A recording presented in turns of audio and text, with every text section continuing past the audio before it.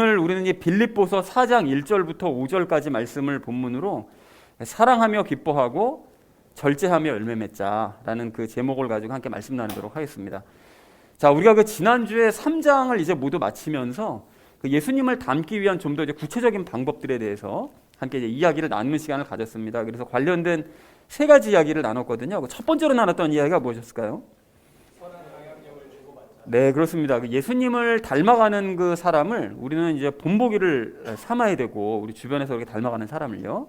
그리고 또 나 자신도 다른 사람들에게 이제 본을 보여주어야 된다라는 얘기를 우리가 했었죠. 그래서 예를 들었던 그 공동체가 그 다윗의 공동체였습니다. 그런데 이제 본을 보이지 않아서, 서로가 본을 보이지 않음으로써 잘못된 길로 가게 되면 하나님께서 그 모든 잘못들을 드러내신다고 그랬죠. 그래서 그것도 역시 다윗이 밧세바를 범한 사건을 가지고 예를 들었습니다. 하나님께서는 반드시 잘못을 드러내신다. 그래서 우리가 이렇게 해야 되는 이유는, 이렇게 다른 사람들에게 본을 보이는 수고를 하고 또 잘못하면 하나님께 드러냄을 당하는 이런 그 안타까운 그런 모습을 대항해야 되는 이유는 예수님을 닮아서 새 예루살렘에 가기 위한 그 목적으로 이 모든 일들을 우리 겪는 것이다. 그래서 교회라는 공동체도 필요한 것이다 라는 얘기를 첫 번째로 지난주에 함께 나눴습니다. 자, 그런가 하면 두 번째로 나눴던 이야기가 무엇이었을까요? 네, 그렇습니다. 십자가의 원수라고 하면 보통은 이제 뭐 예수님의 그 십자가 은혜도 모르는 막 살아가는 사람들, 뭐 되게 단순하게 해석들을 하는데, 사실은 우리가 그동안 바울이 얘기해왔던 모든 상황들을 다 정리하고 또 빌립보서 말씀들을 다 종합 정리했을 때 알 수 있는 십자가의 원수는 그 잘못된 가르침을 받아서 예수님의 죽음의 의미를 전혀 모르고, 그러니까 열매도 무시한 채 그냥 이 땅의 삶에만 소망을 두고 살아가는 사람들, 바로 그 사람들이 십자가의 원수다라는 얘기를 우리가 했었었죠. 그래서 그에 대한 예를 들었던 것이 지난주 그 악한 포도원 농부들이라고 했습니다. 하나님께서는 자꾸 열매를 받기 위해서 그 종들을 보내시는데, 열매는 고사하고 그 종들을 막 때리고 핍박하고 죽이죠. 그리고 결국 하나님의 아들까지 죽여버리는, 그러니까 자기네가 포도원을 지키기 위한 오직 이 소망밖에 없는 거예요. 땅에 대한 소망밖에. 그런데 그것이 또한 이 시대의 모습이다. 그래서 우리가 서로 그런 사람들이 늘 모이면 서로 악영향만 주고받지만 우리는 선한 영향력을 주고받자. 그래서 라오디게아 교회가 아닌 필라델피아 교회로 우리가 자라가자라는 얘기를 두 번째로 나눴습니다. 자, 그런가 하면 마지막 세 번째로 나눴던 이야기가 무엇이었을까요? 네, 그렇습니다. 그러니까 하늘의 방식대로 산다는 것은, 하늘에서는 하나님의 보좌가 천국의 가운데 있으니까요. 그래서 하나님을 중심으로 이제 살아가는데, 그럼 우리도 마찬가지로 하나님의 보좌가 우리 안에 있죠. 또 예수님이 우리 안에 계시기 때문에 예수님 중심으로 예수님만 바라보면서 살아가야 된다. 그것이 하늘의 방식대로 살아가는 방식이다. 그렇게 하면 예수님과 더욱 친밀해져 갈 수 있는데, 그 반대의 극부로 나타나는 현상이 무엇인가 하면, 예수님과 친밀해지면 친밀해질수록 나의 죄의 열매가 더 많이 드러나서 그 낙담하고 또 실망하는 일들도 더 많이 생긴다. 그렇기 때문에 새로운 몸을 더 사모하게 되고 새 예루살렘은 더욱 사모하게 된다. 그것이 정상적인 모습이고 그리스도인들은 그렇게 살아야 된다라는 얘기를 마지막 세 번째로 함께 나눴습니다. 자, 그래서 사랑하는 우리 나눔 있는 교회 성도님들 모두는 선한 영향력을 서로 주고받으시면서 십자가의 그 원수들을 여러분 경계하시고요, 하늘의 방식대로 살아가시기 바랍니다. 그렇게 하셔서 더욱 예수님 닮아가시고 장차 새 예루살렘의 상급을 받는 저와 여러분 되어지시기를 다시 한번 주님의 이름으로 간절히 축원드립니다. 지난주 말씀을 우리가 이 얘기를 나눴는데요, 서로를 본받으면서 하늘의 방식대로 살자라는 말씀을 우리 나눴다면, 이번 주 말씀은 그에 대한 이제 구체적인 예시, 어떤 한 사건에 대해서 이제 얘기를 하고 계신다라는 걸 아시는 상태로 오늘 본문 말씀을 보시면 좋겠습니다. 그래서 오늘 본문 말씀의 주제를 이렇게 잡았는데요, 사랑하며 기뻐하고 절제하면서 열매 맺자라는 것을 이제 주제로 각절 말씀 나누는 시간 가지도록 하겠습니다. 먼저 1절 말씀 우리 함께 읽도록 하겠습니다. 그러므로 극진히 사랑하고 사모하는 나의 형제들, 곧 나의 기쁨이요 왕관인 나의 극진히 사랑하는 자들아, 이와 같이 주 안에서 굳게 서라 라고 말씀합니다. 여기 극진히 사랑하고 사모하는 나의 형제들이라고 얘기하는 것을 봤을 때, 바울이 빌립보 성도들을 정말 극진히 정말로 많이 사랑했구나라는 사실을 확인을 할 수가 있죠. 그리고 또한 나의 기쁨이요 왕관인 나의 극진히 사랑하는 자들이라고 다시 한번 말씀을 하죠. 그러니까 그들을 바울은 기뻐하면서 그들이 자기 왕관이라는 거예요. 그러니까 상급이라는 거예요. 그렇게 생각하면서 극진히 사랑한다는 사실을 다시 한번 고백을 합니다. 그러니까 빌립보 성도들을 너무너무 사랑하는 거예요. 너무너무 바울이. 자, 그리고 이렇게 끔찍하게 아끼고 사랑하는 이 빌립보 성도들에게 바울이 한 가지를 부탁을 하는데요. 그 한 가지 부탁하는 게 뭘까요? 요 마지막에 있는 주 안에서 굳게 서라. 이것이 이제 바울이 부탁하는 바인 거예요. 자, 그러면 바울이 왜 이것을 이렇게 강조를 했을까? 정말 극진히 사랑하는 자들에게 마지막 부탁하는 것이 주 안에서 굳게 서라. 이게 왜 강조했는가 하면 재림하실 예수님께서 가까이 계시기 때문에 그런 거예요. 그러니까 5절에서도 이제 그 얘기를 하는데 재림하실 예수님이 가까이 계신다. 여기 앞에 1절을 시작도 이제 그러므로라고 시작을 했잖아요. 근데 그러므로도 생각해 보시면 지난 그 마지막 3장 마지막 부분을 보면 예수님께서 곧 재림하실 건데 재림하실 예수님이 오시면 우리에게 새로운 육신을 주신다. 그러니까 그분이 가까이 오시기 때문에 너희가 극진히 사랑하는 너희들은 주 안에서 굳게 서야 된다. 이렇게 말씀하신 거죠. 그리고 마지막 5절에서도 다시 한번 이제 주님이 가까이 계신다는 사실을 또 한 번 언급을 합니다. 자, 그래서 또한 주 안에서 이제 굳게 선다라는 것은 예수님을 닮는 삶을 결국 의미하기 때문에 그러니까 바울은 다음 절 이하에서 한 사건을 가지고 이제 예시를 들고 있습니다. 자, 그래서 1절을 이렇게 정리해 볼 수가 있겠는데요. 극진히 사랑하고 사모하며 나의 기쁨이자 왕관된 사랑하는 자들아 주 안에서 굳게 서라 라고 얘기했다는 것이 1절의 의미가 되겠습니다. 자, 이어진 2절 말씀 우리 함께 읽도록 하겠습니다.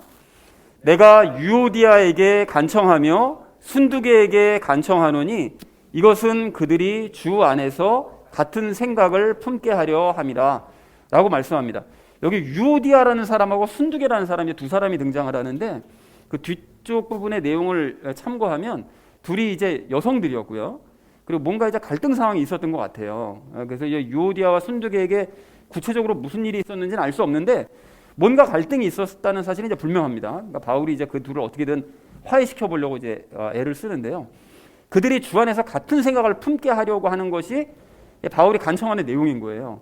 그런데 여러분 이제까지 우리가 나눠왔던 것처럼 그리스도인은 어떻게 해야 된다고요? 예수님을 닮는 그 목표, 그 표대를 향해서 함께 달려가야 된다고 그랬었잖아요. 바울이 이제 그거를 강조했었는데 예수님을 닮는 공동의 목표를 가지고 같은 생각을 품어야 되는데 두 사람이 지금 그렇지 않은 거죠. 뭔가 지금 갈등이 생긴 거예요. 트러블이 생겨서 같은 그 생각을 품지 않고 같은 목표를 향해 달려가고 있지 않으니까 간청하는데 제발 이제 같은 목표를 향해 달려서 다시 원상 회복됐으면 좋겠다라고 이제 바울이 이제 권면을 하고 있는 것이죠. 자, 그래서 2절을 이렇게 정리해 볼 수 있겠는데요. 나는 유오디아와 순두개가 갈등을 해결하고 주 안에서 같은 생각을 다시 품게 되기를 간청을 한다라는 것이 2절의 의미가 되겠습니다. 자, 이어진 3절 말씀 우리 함께 읽도록 하겠습니다. 또 참된 멍에의 동료인 내게도 간절히 권하노니 복음 안에서 나와 함께 수고하고 또 클레멘트와 나의 다른 동료 일꾼들과 함께 수고한 저 여자들을 도우라. 그들의 이름이 생명책에 있느니라 라고 말씀합니다. 여기 첫 번째 그 참된 멍에 동료인 내게라는 것은 그러니까 나와 함께 멍에를 친 너에게 이렇게 이제 권하는데 저 너가 누굴까요? 이게 뭐 학자들마다 여러 가지 의견들이 있는데 이 빌립보서를 들고 빌립보 성도들에게 전달하러 가는 사람, 편지를 들고 있는 사람, 이제 그 사람을 의미한다고 보는 거예요. 저도 그렇게 동의하고요. 그 사람이 누구였는지 기억나세요? 그 우리 빌립보서 초반에서 그 얘기 나눴었던 이 사람이 참 모범적인 사람이었고 그렇다. 에바브로디도 기억나시나요? 에바브로디도? 그 사람이 지금 빌립보서를 전달하러 가는 에바브로디도인 것으로 이제 추정이 됩니다. 그러니까 너도 편지를 들고 빌립보 교회로 가서 이제 성도들에게 전달을 할 때 그 유오디아와 순두개를 너도 도와라 가서라고 이제 간청을 한 것이죠. 자, 그래서 이제 바울이 유오디아와 순두개에 대해서 이제 설명을 하는데 유오디아와 순두개는 그 바울과 함께 수고를 하는 사람들이라는 거예요. 그 여인들이. 그리고 또 아래에서 또 얘기하죠. 그 클레멘트라는 사람하고 또 다른 동료 일꾼들과도 함께 정말 열심히 수고했었던 그 사람들이다. 그러니까 신앙적으로도 정말 열심히 했던 사람들이고 믿음도 아주 훌륭했던 사람들이었던 거예요. 그런데 뭔 일인지 모르지만 저건 문제가 생겨가지고 서로 갈등하고 있는 이런 상황인 거죠. 자, 그래서 바울이 그 사람을 도우라고 얘기하는데요. 그러니까 두 여인의 갈등을 풀 수 있도록 에바브로디도 너가 이제 도착하고들랑 그 여자들을 도와라라고 얘기하고 있고요. 그들의 이름이 생명책에 있다는 얘기는 당연히 구원받은 사람들이라는 뜻인 거죠. 구원을 받았으니까 혼의 구원을 이룰 수 있도록 갈등의 상황을 빨리 해결하고 혼의 구원을 위해 달려갈 수 있도록 도와줘야 된다라고 바울이 권면을 하고 있습니다. 자, 그래서 구원받은 사람들이 사실 계속 대립하고 있는 것은 덕이 되지도 않고 예수님을 닮은 모습도 이게 전혀 아니기 때문에 그러니까 그들을 도와서 갈등을 빨리 이제 해결하라고 이제 권면하는 것이죠. 자, 그래서 3절을 이렇게 정리해 볼 수가 있겠는데요. 에바브로디도는 나와 함께 수고하고 클레멘트와 기타 다른 일꾼들과 수고했던 저 두 여인을 에바브로디도 너가 가서 도와줘라. 그래서 그들은 구원받은 여인들이다 라고 얘기했다는 것이 3절의 의미가 되겠습니다. 자, 이어진 4절 말씀 우리 함께 읽도록 하겠습니다. 항상 주를 기뻐하라, 내가 다시 말하노니 기뻐하라 라고 말씀합니다. 여기서 그 주를 기뻐하라는 것을 여러분 이제 뭐 원문을 보거나 아니면 뭐 영어 성경을 보셔도 마찬가지인데 사실 주 안에서 기뻐하라는 뜻이에요. 근데 이 번역을 저렇게 주를 기뻐하라고 헷갈리게 하는지 모르겠는데 주 안에서, 그러니까 우리가 항상 얘기하듯이 그러니까 주님과 함께 기뻐하라 이런 뜻인 거죠. 다시 말하노니 기뻐하라. 근데 바울이 왜 갑자기 주와 함께 기뻐하라고 말을 했느냐? 앞에서 뭐 유오디아와 순두의 갈등 문제를 해결해야 된다. 그런데 그 사람들 보고 기뻐하라고 그런 건지 아니 딴 사람 보고 기뻐하라고 그런지 왜 이렇게 기뻐하라고 얘기한 건지는 그 자세한 내용은 적용 시간에 이제 말씀을 드리도록 그렇게 하겠습니다. 4절 전체 의미 이렇게 정리해 볼 수 있겠는데요. 너희는 항상 주와 함께 기뻐하라. 다시 강조하지만 주와 함께 기뻐하라 라고 얘기했다는 것이 4절의 의미가 되겠습니다. 자, 마지막 5절 말씀 우리 함께 읽도록 하겠습니다. 너희의 절제를 모든 사람이 알게 하라. 주께서 가까이 계시느니라 라고 말씀하는데 여기 절제를 모든 사람이 알게 해라 라는 거는 바울이 또 왜 갑자기 절제에 대해서도 얘기를 했나, 이것도 이제 적용 시간에 말씀을 드릴 거고요. 그래서 주께서 가까이 계신다는 것은 아까 전에 말씀드렸던 것처럼 예수님의 재림이 이제 멀지 않았다는 이제 그런 뜻이 되겠죠.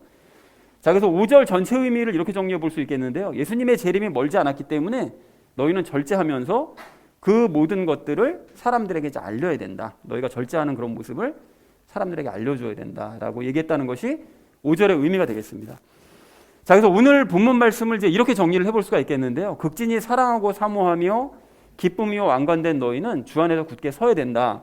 그리고 나는 유오디아와 순두개가 주 안에서 같은 생각을 품기를 간청을 한다. 그리고 나와 클레멘티를 비롯한 여러 일꾼들과 수고한 저 두 여인이 갈등을 풀 수 있도록 그러니까 에바브로디도 너는 가서 도와주어라. 그리고 너희는 항상 주와 함께 기뻐하고 재림이 가까움으로 너희의 절제를 모든 사람들에게 알려주어라 라고 얘기했다는 것이 이제 오늘 5절까지 내용인데, 여러분 잠시 후에도 말씀드리겠지만 이 각절 말씀을 이렇게 잘 보시면 이게 뭐 연관성이 없어 보여요. 처음에는 뭐 굳게 서라, 그리고 두 사람의 갈등을 뭐 해결하고 도와주어라, 그리고 기뻐해라, 절제해라. 갑자기 이러니까 서로 다른 얘기를 막 하고 있는 것 같아서 도대체 뭐가 뭔 소린지를 좀 오늘은 헷갈릴 수가 있는데, 이 부분에 대해서 제가 잠시 후에 함께 이제 의문을 풀면서 그 안에서 중요한 진리를 발견하는 시간 가지도록 그렇게 하겠습니다. 자, 그래서 오늘 이 말씀을 좀 중간 정리를 해보자면 이렇게 정리해 볼 수가 있겠는데요. 바울은 3장에서 예수님의 재림을 너희가 인식하면서 예수님을 닮는 삶에 최선을 다해야 된다라고 이제 강조를 했는데요. 그래서 오늘은 이제 그와 관련된 한 가지 그 예시로서 그 한 사건, 그 유오디아와 순두개에게 일어났던 그 사건에 대해서 언급을 하고 있다라는 사실을 이제 아시는 상태로 오늘 본문의 결론을 이렇게 맺을 수가 있겠습니다. 사랑하며 기뻐하고 절제하며 열매 맺자라는 것을 주제로 나머지 이야기는 삶에 적용하면서 함께 말씀 나누도록 하겠습니다. 사랑하며 기뻐하고 절제하며 열매 맺어야 될 우리가 오늘 첫 번째로 함께 나눌 이야기는 열매 맺기에 전념하자라는 것입니다. 여러분 그 오늘 본문 말씀을 그 전체적으로는 다시 한번 좀 보실까요? 보시면 그 1절을 보시면 바울은 빌립보 성도들에게 사랑을 고백하죠. 그러면서 주 안에서 굳게 서라고 얘기를 해요. 그죠? 그리고 2절과 3절을 보시면 그렇게 사랑 고백하는 것과 달리 갑자기 이제 유오디아와 순두개의 갈등 상황에 대해서 언급하면서 이제 그들을 도와줘야 된다 이렇게 얘기를 합니다. 그리고 4절을 보면 뜬금없이 주와 함께 기뻐해야 된다 이 얘기를 하고 5절에선 갑자기 절제해야 된다 또 이 얘기를 해요. 그러니까 여러분 이게 뭔가 이게 지금 오늘 보면 뭔가 각절 말씀이 다 따로 돌면서 각각 서로 다른 주제에 대해서 얘기를 하고 있는 건가? 이제 이런 생각이 좀 든단 말이죠. 그러면 바울은 서로 상관도 없어 보이는 이런 말들을 도대체 왜 나열을 이렇게 해놓은 거냐? 사실은 상관이 있겠죠. 그죠? 상관이 있으니까 이렇게 했겠죠. 그런 의미에서 여러분 1절하고요. 4절하고요. 5절 말씀이요. 여러분 다시 한번 보십시오. 여기 보면 어디서 많이 보던 단어들 등장하거든요. 눈에 띄는 단어들 보이지 않으세요? 그게 뭡니까? 1절에서 뭐가 보이죠? 주 안에서 보이고 또 뭐 보입니까? 뭐가 보이죠? 사랑 보이죠. 사랑. 4절을 보면 뭐가 보이죠? 주 안에서 보이나요? 또 뭐 보이죠? 기뻐하라, 기뻐하라. 기쁨 보이죠. 기쁨. 5절을 보면 뭐가 보이죠? 절제 보이죠? 사랑과 기쁨과 절제 뭐죠? 성령님의 열매 얘기하는 거죠. 바로 그겁니다. 그러니까 바울은 오늘 본문에서 서로 다른 주제들을 지금 얘기하고 있는 것이 아니라 유오디아와 순두개 사건을 통해서 사랑과 기쁨과 절제 등의 성령님의 열매를 맺어야 된다. 이거를 지금 얘기하고 있는 거예요. 그러니까 지난주에 얘기했었잖아요. 마지막에 예수님을 닮기 위해서, 그러니까 새 예루살렘에 가기 위해서는 너희가 예수님을 닮아야 되는데, 성령님의 열매를 맺어야 되는데, 그것에 대한 예시로서 이런 갈등의 상황 중에도 너희가 성령님의 열매를 맺어야 돼. 이거를 예시로서 얘기하고 있다는 사실을 확인할 수가 있다는 거예요. 무슨 소리인지 아시겠죠? 자, 그런데 여기서 잠깐 우리가 좀 격가지로 빠져서 생각하셔야 될 것이 있는데, 오늘 3절 말씀을 보시면 여러분 그 유오디아와 순두계라는 사람들이 어떻게 했다고 하죠? 바울과 함께 복음 안에서 수고했다고 하죠. 그리고 클레멘토와 다른 동료 일꾼들과도 열심히 수고했던 여인들이었어요. 그러니까 무엇보다 생명책에 지금 이름이 기록되어 있는 영이 구원을 받은 그런 사람들이었거든요. 그런데 이렇게 믿음이 좋고 구원받은 사람들인데도 불구하고 서로 갈등하면서 예수님을 닮는 것과는 정반대되는 일을 할 수도 있다. 이 사실을 여러분 좀 확인을 했으면 좋겠습니다. 그러니까 뭘 할 수 있는가 하면, 무슨 얘기를 드리고 싶은 것인가 하면, 영의 구원을 받았다고 그래서 저절로 사랑이 되고 저절로 기뻐지고 저절로 절제가 되는 것이 아니고요. 열매는 저절로 이렇게 맺혀지는 것이 아니고요. 또는 반대로 내가 그렇게 막 되고 싶다 이렇게 마음이 먹어지는 것도 사실은 아니고요. 도리어 그것과는 정반대로 이렇게 사실 마음은 먹고 있었을 거잖아요. 나도 사랑하고 싶고 기뻐하고 싶고 절제하고 싶고 다 할 거 아니겠어요? 그리스도이니까.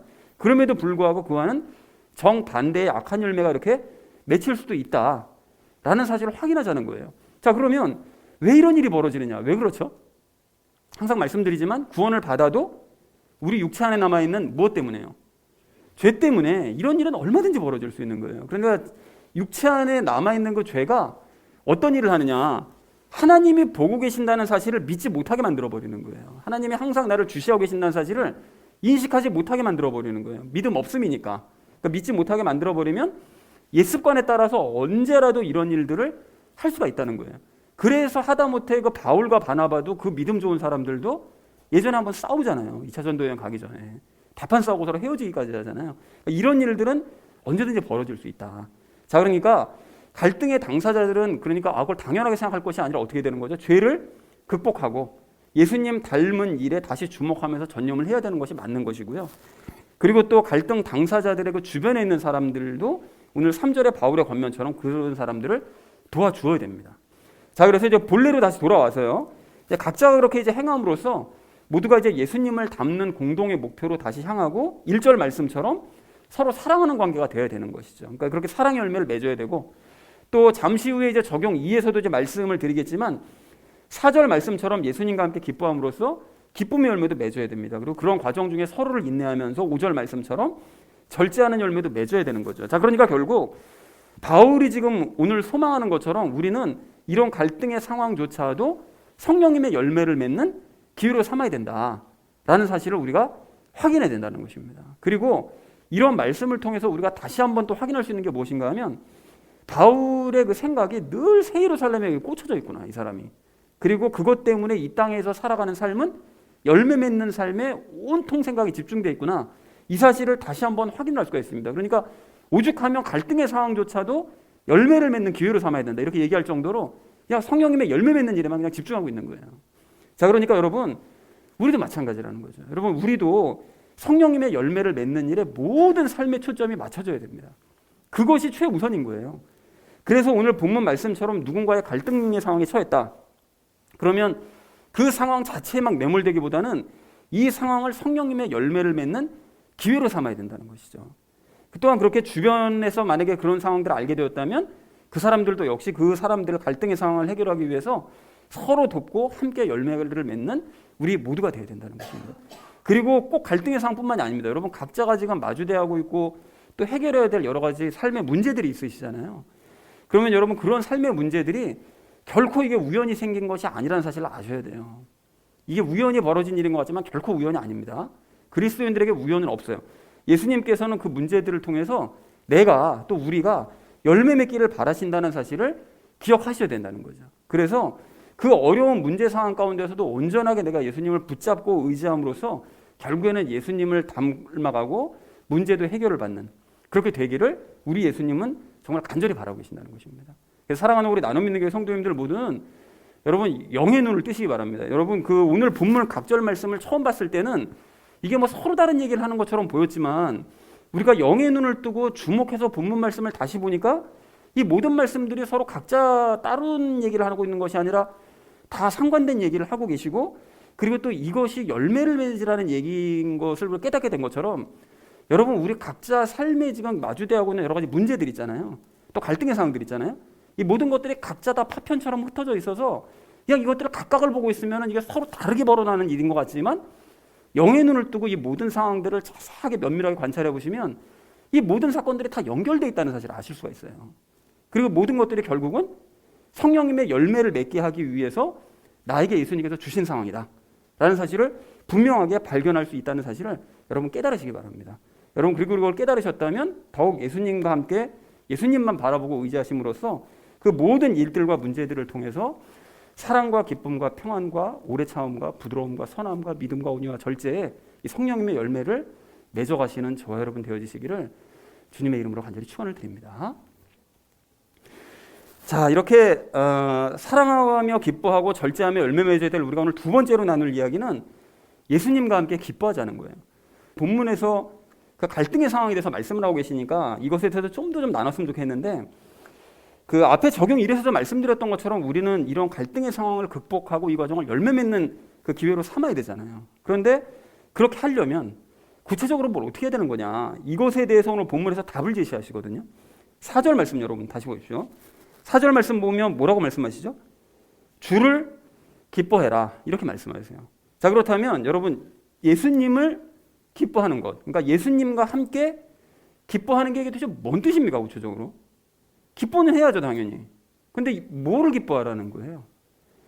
여러분, 그래서 오늘 이 바울이 갈등의 상황을 예로 들었기 때문에 이 갈등의 상황에 비춰서 말씀을 드리자면, 예수님께서 갈등의 상황에 개입하시는 걸 기뻐하시고 갈등의 상황을 해결하시는 그 과정을 예수님과 함께 기뻐하고, 갈등의 과정을 완전히 다 해결하신 그 결과 때문에 예수님을 기뻐하는 거, 이게 예수님을 항상 기뻐하는 것입니다. 그러니까 즉 어떤 사건의 모든 과정을 예수님께서 다 주관하시고 인도하시는 것을 기뻐하는 거, 이것이 예수님과 항상 함께 기뻐하라는 그런 뜻이라는 거예요. 여러분, 이해들이 되셨죠? 근데 여기서 오늘 본문에서 번역을 좀 이상하게 해놔서 예수님을 기뻐하라고 되어 있으니까 편의상 그냥 헷갈리지 마시라고, 그 이후에는 그냥 예수님을 기뻐하라는 걸로 제가 말씀을 드릴 텐데, 생각하실 때는 예수님과 함께 기뻐하라는 의미라는 걸 여러분 생각하시면서 보시면 되겠습니다. 자, 그런 의미에서 여러분, 그 어떤 갈등의 상황이요, 그 문제의 상황에 놓였을 때 여러분 예수님을 기뻐하십니까? 예수님과 함께 기뻐하세요? 여러분, 이런 질문 드리면 당연히 저는 예수님을 기뻐하죠, 예수님과 함께 기뻐하고 있어요, 그 갈등의 상황을 예수님께서 다 해결해 주시는 거 이런 걸 다 기뻐하고 있어요 라고 대답하시겠지만, 사실은 정말로 그러신지 좀 확인해 보실 필요가 좀 있습니다. 여러분, 이게 무슨 소린가 하면, 대부분의 그리스도인들이 이렇게 이러한 갈등의 상황이나 문제 상황에 딱 놓이잖아요. 그러면 예수님께서 개입해 주셔서 교통정리를 해 주시기를 바래요. 가령 내가 집에서 누군가 다퉜어요. 아니면 어떤 동료와 다퉜어요. 그러면 갈등의 상황이 오래되는 게 이게 마음이 편치 않잖아요. 그러면 예수님께서 빨리 개입하셔가지고 교통정리 해 주시기를 제가 바라긴 바라는데, 막상 예수님께서 개입하시려고 하시면 그 예수님의 개입을 기뻐하지 않는 경우가 정말 많다는 거예요. 여러분, 이게 무슨 소린가 하면요, 예수님께서 갈등의 상황에 개입하셔서 문제를 해결하려고 하시면 구체적으로 일을 어떻게 하시느냐, 그 지난주에 말씀드렸잖아요. 서로 갈등의 상황이 벌어졌다는 건 이미 예수님을 닮아가려는 공동의 목표를 바라보지 않고 있다는 뜻이기도 한 거잖아요. 그러면 그런 경우 예수님께서 어떻게 하신다고 그랬죠? 그 잘못을 다 드러내신다고 그랬잖아요. 그럼 갈등이 항상 그 손뼉이 마주쳐야 항상 소리가 나는 것처럼 한쪽만 일방적으로 잘못하고 다른 한쪽은 잘못 안 했냐? 똑같이 잘못했기 때문에 갈등이 생기는 거거든요. 그러면 이것을 예수님께서 다 드러내시면 상대방 잘못뿐만이 아니라 내 잘못도 드러나게 되는 거예요. 그러니까 그 잘못을 책망하시면서 그 부분을 예수님께서 깎으려고 하신다고요.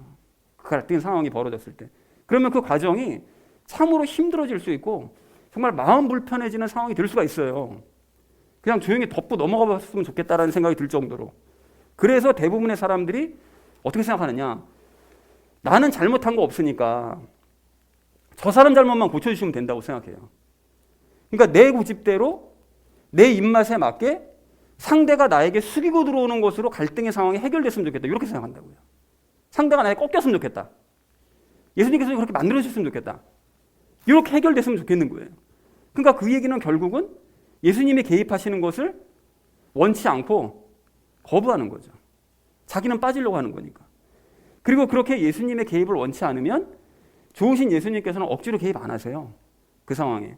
그리고 그렇기 때문에 갈등의 상황이 해결이 안 되는 거예요. 해결될 수가 없는 거예요. 그런데 여러분, 여기서 예수님을 기뻐하는 사람과 기뻐하지 않는 사람이 이제 분명하게 나누는데, 예수님을 기뻐하는 사람은 그렇게 하지 않습니다. 그리고 여러분, 여기서 또 한 가지 분명하게 아셔야 될 것은, 예수님께서는 갈등의 상황이 벌어지잖아요. 그럼 반드시 말씀을 주세요. 두 사람의 각자에게. 틀림없이 말씀 주십니다. 안 주시지 않아요. 반드시 말씀하십니다. 그러니까 예배 시간을 통해서든, 우리가 예배 시간에 읽는 교동문을 통해서든, 또 뭐 설교를 통해서든, 큐티 말씀을 통해서든, 각자 읽는 성경을 통해서든 분명하게 말씀하세요. 그런데 그 말씀이 주로 책망의 말씀이고 잘못을 지적하는 말씀들이에요. 나에게 분명히 그런 말씀 주신단 말이죠. 근데 그럴 때 예수님을 기뻐하는 사람은 그 말씀을 계속 보거나 귀를 기울여서 들어요. 그 말씀을 붙잡습니다. 그러니까 책망의 말씀이니까 당연히 듣기는 힘들죠. 듣기는 힘든데 예수님께서 이 상황에 대해서 어떻게 생각하고 어떻게 말씀하시는지를 주목하면서 말씀을 계속 보고 듣는다고요. 그러나 예수님을 기뻐하지 않는 사람은 말씀을 자체를 보거나 듣지도 않을 뿐더러 혹시 보거나 듣더라도 그 말씀 때문에 마음이 불편해지거나 찔림이거나 신경이 쓰인다. 그럼 성경 덮습니다. 그리고 귀를 닫아요. 들을 생각하지 않습니다. 아예 무시하거나 애써 무시해버리는 거예요.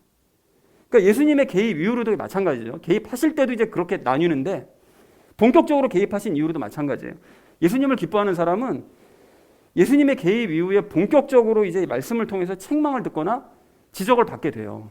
계속 듣습니다. 계속. 잘못했다는 얘기를. 그런 갈등의 원인이 왜 그렇게 계속 들을 수밖에 없는가 하면 그 갈등의 원인이 내 오래된 옛습관 때문에 그런 거거든요. 정말 안 고쳐지는 옛습관이요. 그 옛습관 때문에 지금 갈등이 이게 시작된 원인이 된 것이기 때문에 그거 뜯어 고치시려면 정말 한참이 걸려요. 그러니까 예수님께서 계속 말씀으로 지적하시고 고쳐나가시는 거예요. 그런데 그런 말씀들을 들을 때 때로는 억울함도 있거든요. 아, 나 이런 거 아닌데 사실 이렇게까지는 아닌데라고 억울함도 있지만 따지고 보면 말씀을 보면서 따지고 보면 이게 다 맞는 말씀들인 거예요.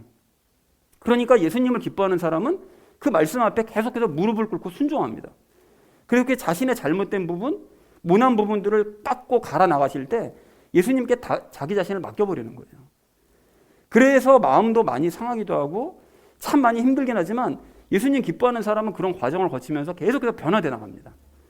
그리고 그렇게 아프지만 다른 한편으로는 예수님의 마음과 동화되어서 그가 영으로부터 올라오는 기쁨을 수시로 누리는 거예요. 그러니까 예수님과 함께 기뻐하는 거예요. 오늘 본문에서 말씀하시잖아요. 항상 주를 기뻐하라. 항상 예수님과 함께 기뻐하는 거예요. 그 고통의 과정 중에도. 그런데 예수님을 기뻐하지 않는 사람은 이미 말씀의 귀를 닫아버렸기 때문에 예수님께 책망을 듣거나 지적을 받을 일이 없어요. 왜냐하면 사실 책망은 하시는데 자기가 귀를 닫았기 때문에 책망의 소리가 안 들려요. 그러니까 나는 책망 안 받네? 그러니까 뭐 잘못한 게 없으니까 당연히 책망 안 받지 뭐. 이렇게 되는 거예요. 그러니까 더더욱 자기 자신이 잘못한 게 없다고 생각하는 거예요. 그러면서 가짜 평안을 누리는 거죠. 그게 사실은 잘못된 건데 본인은 잘못 지적 안 받으니까 평안한 거예요. 잘못이 없다고 생각하고. 근데 다른 한편으로는 이제 이런 사람들이 문제가 뭔가 하면 갈등의 상황은 나아지지 않는 거예요. 나는 잘못한 것도 없고 마음도 평안한데 왜 갈등은 해결 안 되지? 하나님께서 근데 왜 그런 문제를 해결해 주지 않으시지? 어느 순간 돌아보고 불평하는 거예요. 그리고는 또 하나님께서 왜 내 기도에 항상 응답 안 해주시는지 모르겠다고 이렇게 이제 의문을 가져요. 응답해 주실 리가 없잖아요. 본인이 처음서부터 거부해버렸으니까 응답해 주실 리가 없는 건데 그걸 전혀 깨닫지 못하는 것입니다. 상황이 좀 어떻게 돌아가고 있는지도 몰라요. 감도 못 잡아요. 자, 더더군다나 본인은 변화될 생각을 전혀 안 하잖아요. 아프기 싫으니까, 지적받기 싫으니까, 그런 소리 들으면 짜증나니까. 그러니까 변화될 생각을 전혀 안 하고 상대방이 변화되기만을 바라기 때문에 문제는 더더욱 해결될 수가 없게 된다는 것입니다. 그리고 상황이 이렇게 답답해지면 이런 사람들이 자기 방법으로요, 자기 생각대로 문제를 해결해보려고 시도를 해요. 근데 그렇게 하다 보면 상황은 더 나아지지 않고 갈등의 골은 더 깊어지는 거죠. 그러니까 삶에 기쁨이 있을 수가 없는 거예요.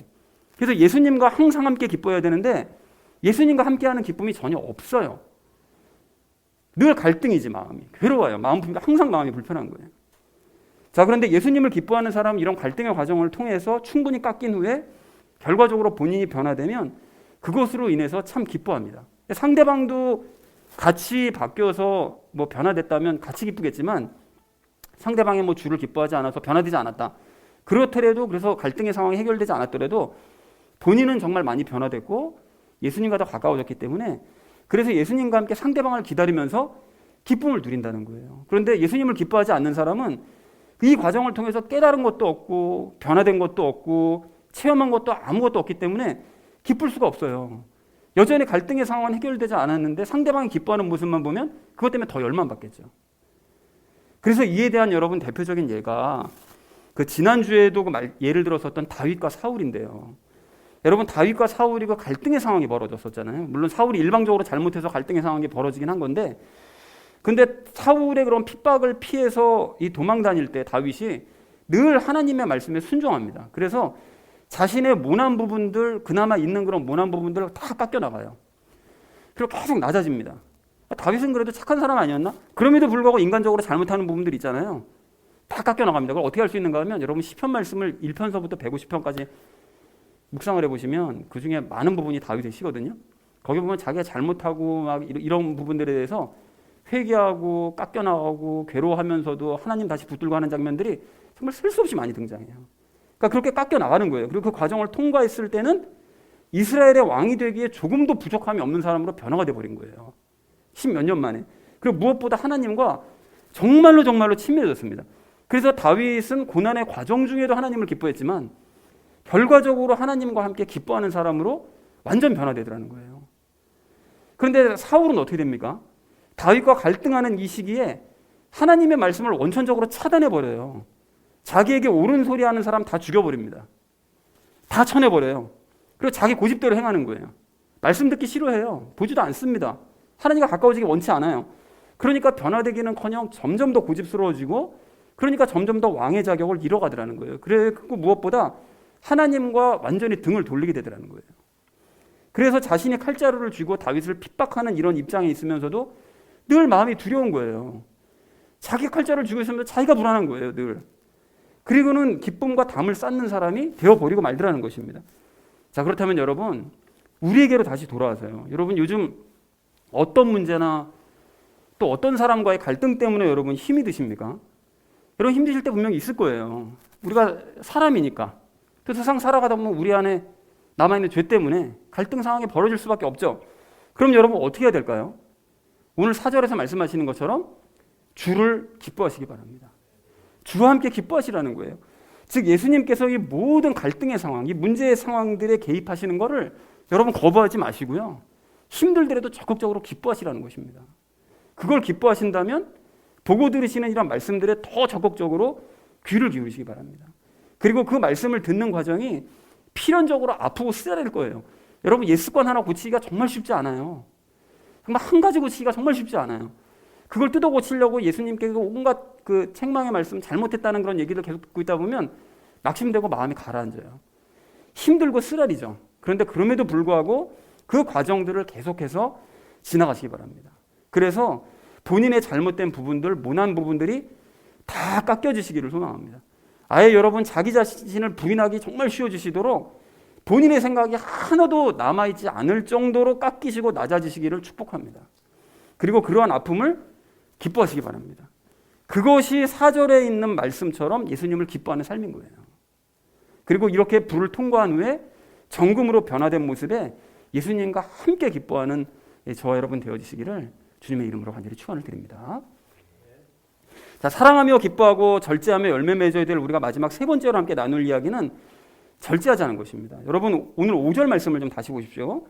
5절 말씀 보시면 바울은 절제하라고 이제 권면을 하면서 그것을 모든 사람들이 알게 해라 이렇게 얘기를 해요. 그러면 뭐 어떻게 하는 게 절제냐? 여러분 절제는 별로 어려운 게 아닌 것이 우리가 앞에서 나눴던 예수님과 함께 기뻐하는 행동이고 절제예요. 그게 무슨 소리냐? 힘든 상황 중에 자기 자신이 깎여 나가면서도 인내하며 참잖아요. 그 과정을. 그게 절제예요. 그리고 상대가 변화되지 않을 때도 그것을 참으며 기다리는 거 이게 절제예요. 그리고 그것이 동시에 성령님의 열매 중 네 번째 열매 오래 참으며 열매도 되는 거예요. 여러분 그렇다면 우리의 삶의 모든 순간에 고통 중에 여러분 절제하시고요. 내 뜻대로 되지 않는다고 해서 흥분하거나 화내지 마시고 여러분 절제하시기 바랍니다. 그리고 그렇게 말씀에 순종해서 절제하는 모습을 오늘 5절 말씀처럼 주변 사람들에게 보여줘야 되는데 여러분 여기서 주의하실 것이 무엇인가 하면 5절에서 그 사람들에게 알리라고 하는 것은 뭐 내가 이렇게 절제하고 있어 이거를 막 티를 내면서 다른 사람들에게 얘기를 하라는 뜻이 아니에요. 오른손이 하는 일 왼손 모르게 하라면서요. 그러니까 이걸 내가 이런 거 하고 있어 라고 티를 내라는 얘기가 아니라 무슨 뜻이냐, 계속해서 절제하는 삶을 살면 주변의 사람들이 자연스럽게 알게 된다는 그런 뜻이에요. 그러니까 다시 말해서 주변 사람들이 그걸 얘기하지 않아도 스스로 알게 될 정도로 너는 절제의 삶을 아예 몸에 배이게 살아, 이런 의미라는 것입니다. 자, 그렇다면 여러분, 근본적인 질문을 드립니다. 우리가 왜 이렇게 절제하고 인내하면서 오래 참는 이런 수고를 감당해야 됩니까? 왜 그래야 되는 거죠? 그리고 주변 사람들이 뭐 다 알 정도로 내가 절제를 하려고 하면 정말 오랜 시간 동안 절제를 해야 된다는 얘기인데 왜 그런 수고를 해야 되는 거죠? 5절 말씀에 답이 있죠? 뭐라고 말씀하십니까? 예수님께서 가까이 계신대요. 즉 예수님께서 다시 오실 때가 멀지 않았다는 거예요. 이걸 잊으시면 안 됩니다, 여러분. 마침 그 지난 수요 성경 공부 시간에 우리가 누가복음 21장을 나누면서 그 예수님의 그 재림의 때에 일어날 일들에 대해서 나누는 시간을 가졌거든요. 그런데 그 누가복음 외에도 뭐 마태복음, 마가복음 이렇게 종합해서 보시면 그 마지막 때 일어날 일들의 순서에 대해서 대략 이게 파악할 수가 있어요. 그래서 전체적으로 말씀하시는 걸 보면 처음에 예수님께서 재림하시기 전에 일어날 그 사건들이, 주요한 사건들이 작은 미혹과 작은 핍박들이 일어나고요. 그 다음에는 전쟁의 소문들과 실제 전쟁이 일어나는 사건들이 벌어집니다. 그리고는 정말로 큰 핍박과 정말로 큰 미혹의 때가, 대환란의 때가 일어나요. 그리고 그 이후로 하늘과 땅의 전쟁이 일어나죠. 본격적인 전쟁이요. 그리고 난 다음에 평안의 때가 잠시 찾아온 이후에 예수님께서 재림하십니다. 자, 그래서 우리가 이런 사건들이 연속적으로 만약에 일어난다, 이렇게 되면 예수님께서 다시 오실 때가 됐구나, 이 사실을 알고 예수님의 재림을 준비해야 돼요. 자, 그래서 예수님께서 누가복음 21장 31절에서 이렇게 말씀하시는데, 그런즉 이와 같이 너희가 이런 일들이 일어나는 것을 볼 때에 하나님의 왕국에 가까이 온 줄을 너희가 아느니라, 이렇게 말씀하세요. 그러니까 참된 그리스도인들은 알 거야, 이게 아니라 1년 된 이런 사건들이 일어나면 예수님께서 다시 오실 때가 됐다는 것을 알 수 있다 라고 아주 분명하게 말씀하신다는 거예요. 자, 그런데 여기서 주의하실 점이 뭔가 하면, 이런 사건들이 모두가 일어나고 난 다음에 그 후에 예수님의 재림을 깨달을 수 있다고 말씀하신다는 거예요. 이게 비밀인데, 여러분 여기 다시 한번 읽어드리면, 이런 일들이 일어나는 것을 볼 때에, 그러니까 이런 일들이 일어나는 것을 체험할 때, 체험하고 나면 예수님 다시 오실 때가 됐구나, 이걸 알게 된다는 거예요. 그러니까 이런 말씀하신 것들이 일어나는 중간이나 일어나기 전에는 예수님의 재림의 때를 알 수가 없다는 거예요. 가늠이 안 된다는 거예요. 잘 헷갈리고. 그래서 예수님께서는 이런 일들을 미리 함부로 재림을 점치지 못하도록 일부러 각 시대마다 미혹과 핍박, 또 전쟁의 소문과 전쟁들을 시대마다 일어나게 하신 거예요. 그러니까 2000년 전서부터 로마 시대 때부터 그 이후로 중세 시대가 거쳐서 최근에 2차 세계대전 지나가지고 지금에 이르기까지 수없이 많은 미혹들과 핍박들이 있죠. 그리스도인들에게. 그리고 전쟁의 소문과 전쟁들이 실제로 일어나잖아요. 그럼 이런 일들이 일어나니까 지금인가? 함부로 그 재림을 예측하지 못하도록 이런 일들을 계속 일어나게 하시는 거예요. 그리고 그렇게 하심으로써 각 시대를 살아가는 그리스도인들이 지금이 혹시 마지막 때일지 모르니까 예수님 다시 오시기 전에 경각심을 가지고 예수님 닮는 일에 열심을 다해야 되겠다, 이거 깨닫게 하시려고 이런 일들을 벌이신다는 거예요. 허용을 하신다는 거예요. 자, 그래서 우리는 예수님의 재림을 함부로 점치지는 말되 되어지는 일들을 가만히 우리가 눈을 뜨고 지켜보면서 모든 일들이 이루어졌을 때 예수님 다시 오실 때가 확실하다, 이거를 깨닫게 될 수 있도록 깨어 있어야 됩니다. 그럼 예수님께서 말씀하신 이 모든 일들이 일어나고 난 다음에 예수님께서 재림하게 되실 것을 진짜 그리스도인이라면 분명하게 알 수 있게 되겠죠. 그리고 이렇게 예수님께서 언제 재림하실지는 구체적으로 알 수 없기 때문에 우리는 앞에서 말씀드린 수고를 행해야 되는 거예요. 갈등의 상황 중에 예수님의 개입을 기뻐하고, 그리고 그분께 깎여 나가면서도 기뻐하고, 변화된 것으로 인해서 기뻐하고, 이런 수고를 왜 한다고요? 예수님 다시 오시니까요. 그리고 그 모든 상황 중에 절제하고 인내하되 그러한 모습을 주변 사람들이 깨달을 수 있도록 살아내야 됩니다. 왜 이런 수고해야 된다고요? 예수님이 가까이 계시니까요. 예수님 재림하실 때 언제 재림하실지 알 수가 없으니까요. 사랑하는 우리 나눔 믿는 교회 성도님들 모두는 갈등의 상황뿐만이 아니라 삶의 모든 과정 중에 열매 맺기에 열심을 내시기 바랍니다. 즉 모든 일들을 행함에 있어서 열매와 관련지어서 여러분 생각하고 말하고 행동하시기 바랍니다. 그렇게 하셔서 장차 다시 오실 예수님 앞에 서기에 합당한 자가 되는 저와 여러분 되어지시기를 주님의 이름으로 간절히 축원드립니다. 사랑하며 기뻐하고 절제하며 열매 맺자라는 것을 주제로 말씀을 나누는데, 첫 번째 나눴던 말씀이 열매 맺기에 전념하자라고 말씀을 드렸었죠. 그래서 오늘 본문은 유오디아와 순두계 사건을 통한 이거 맺기에 대해서 말씀을 하고 있다. 뭐였죠? 열매 맺기. 그러니까 처음에는 이게 뭐 각자 다른 말을 하는 것 같았는데 알고 보니까 이 사건을 통해서 우리가 열매 맺어야 된다. 그 얘기를 하고 계신다는 걸 알 수 있었죠. 그리고 우리가 두 번째로, 이게 사실 우리에게 중요한 이야기인데, 삶에서 일어나는 여러 가지 사건들에 주목해서 그 의미를 발견하고 무엇을 맺는 기회로 삼자고요? 열매 맺는 기회로 삼아야 되는데, 이것과 이것이 대꾸를 이루고 있죠. 오늘 본문 말씀이 각자 다른 것 같았는데 연결시켜 보니까 열매 맺기에 대해서 말씀하고 있는 것처럼, 우리의 삶에서 일어나는 여러 가지 사건들도 다 서로 각자 따로 노는 것 같은데 영의 눈을 떠서 그 의미를 발견해 보면 결국 열매 맺기를 위한 사건들을 우리 주변에 일어나게 하시는구나, 이 사실을 우리가 발견을 해야 된다라는 얘기를 첫 번째로 나눴습니다.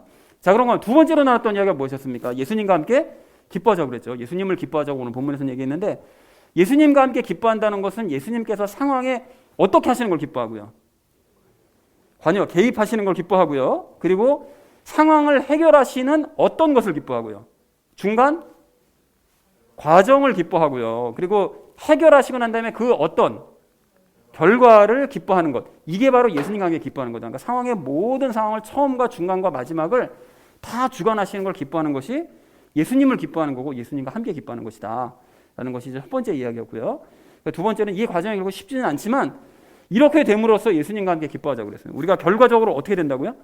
변화되는 것으로 인해서 기뻐해야 된다라는 얘기를 두 번째로 나눴습니다. 자, 그럼 마지막 세 번째로 우리 나눴던 이야기는 절제하자고 말씀을 드렸었죠. 자, 예수님과 함께 기뻐하면서 변화되는 과정, 그러니까 변화되는 과정이 곧 어떤 것이다? 그것이 곧 절제죠, 절제. 그러니까 왜 그렇다고 그랬는가 하면 저 과정을 기뻐하면서 나를 깎아나가실 때 참아야 되니까, 인내해야 되니까, 이런 모든 것들이 결국은 절제다. 그래서 우리는 절제하는 그런 모습을 주변 사람들에게 어떻게 된다고요? 알려야 됩니다. 또 보여줘야 되는 것이죠.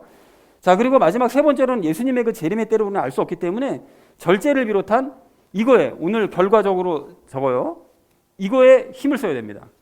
그래서 열매 맺게 우리가 힘써야 된다라는 얘기를 우리 함께 나눴습니다. 그러니까 계속해서 바울이 결국은 얘기하는 것이 예수님을 닮는 열매 맺는 것, 이것이 너희 삶에 있어서 정말 가장 중요한 거다. 왜냐하면 예수님께서 다시 오실 거니까, 곧 다시 오실 거니까. 이거 외에 다른 것이 무엇에 신경 쓸 게 있겠니? 라고 바울이 얘기한다는 것을 확인할 필요가 있겠습니다.